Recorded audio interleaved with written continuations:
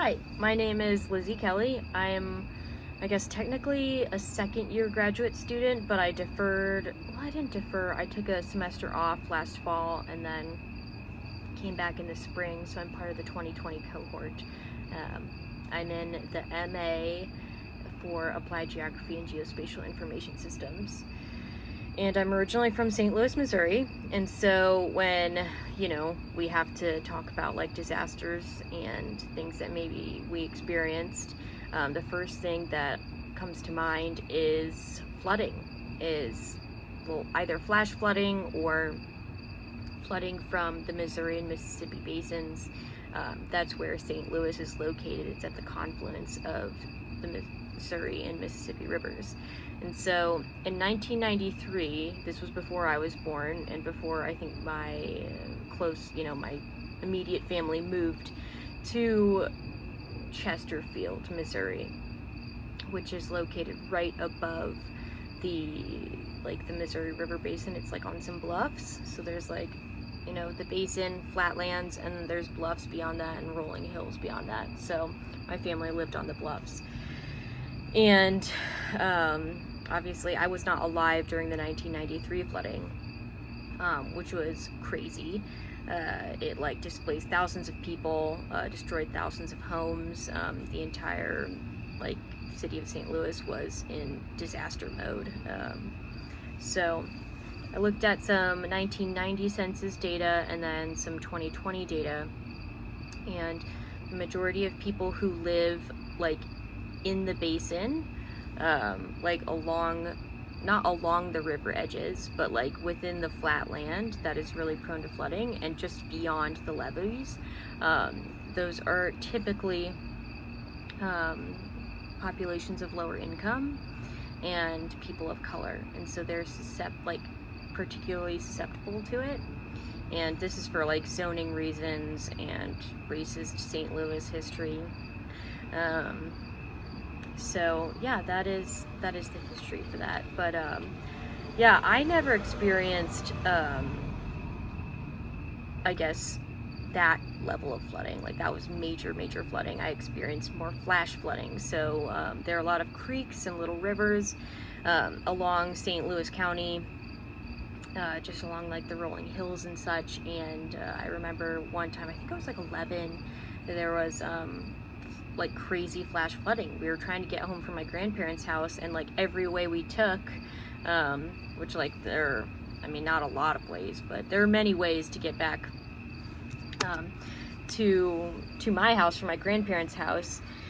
And every way we took, there were the roads were flooded over. There were people stuck in their cars trying to get out, that were, I don't know why they decided to drive through the flooded place. I don't know. And so that kind of I suppose vulnerability, especially in areas that were closer to these creeks and such. I remember there's one particular Kerrs Mill Road in Chesterfield, Kerrs Mill and Wild Horse Creek Road.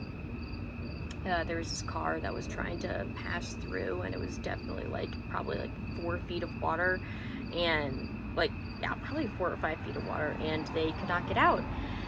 It was crazy. I have never heard of the CERT program, but it's it's really comforting to know that there's a group of individuals, kind of teaming together for the benefit of the community, before professionals arrive, providing aid to communities in need. And communities in need particularly being, I was looking at 1990 data, 1920 or 2021 data, or I guess 2020, it's last year. And the populations that typically live in the Missouri River and Mississippi River basins are either communities of color and or communities that are of lower income, and that is due to racist city zoning, and it's really messed up. It's a whole nother topic. Essentially the search response, or the response team to those areas would need to be able to communicate, you know, in multiple languages and be able to provide aid quickly and effectively. So that is definitely something to think about. I remember there's like this particular community. It's like a trailer park home, and it's predominantly Latinx occupied, and it is right in the Missouri Basin, like just like, you know, it's flat before the bluffs, just before the bluffs.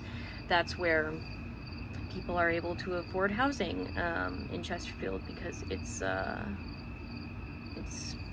typically like affluent area, but you know, has good schools and such, so people want to live there. And so it's very important to provide aid to those communities, I would say, first, because the majority of Chesterfield, which is where I grew up, like resides in the hills beyond the basin. They are not going to experience as severe of a disaster as ones that are actually like in the basin. And so yeah, the videos were very interesting. I did find that one kind of comical, where they were like, I found it funny. I mean, it's a very serious topic, but just the acting, it just made me laugh. But it got the important things across, and that's what matters. And so I'm really looking forward to meeting everyone. I'm really excited that we're back on campus, and for right now, I'll show you my little puppy. That's Mabel. She's 4 months old. She's a beagle. She's kind of a mega turd, but I think she's my best friend. I think we're buddies. So thank you guys, and I look forward to hearing from all of you.